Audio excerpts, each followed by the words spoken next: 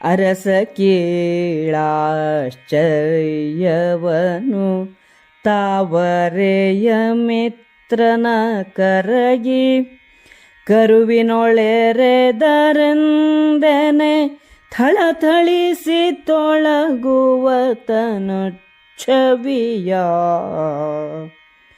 ಕುರುಳುದಲೆ ನಿಟ್ಟೆಸಳು ಗಂಗಳ ಚರಣಕರ ಪಲ್ಲವದ ಕೆಂಪಿನ ವರಕುಮಾರನ ಕಂಡು ಬೆರಗಿನೊಳಿರ್ದಳ ಕುಂತಿ.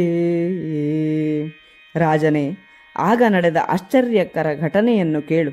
ಸೂರ್ಯನನ್ನು ಕರಗಿಸಿ ಆ ಮಗುವಿನಲ್ಲಿ ಕೂಡಿಸಿದೆಯೋ ಎನ್ನುವಂತೆ ಥಳಿಥಳಿಸುವ ದೇಹಕಾಂತಿ, ಗುಂಗುರು ಕೂದಲಿನ ತಲೆ, ವಿಶಾಲವಾದ ಎಸಳು ಕಣ್ಣುಗಳು, ಎಳೆಯ ಕೆಂಪಾದ ಚಿಗುರಿನಂತಿರುವ ಕೈಕಾಲುಗಳುಳ್ಳ ಉತ್ತಮ ಶಿಶುವನ್ನು ಕಂಡು ಕುಂತಿಯು ಬೆರಗಾದಳು.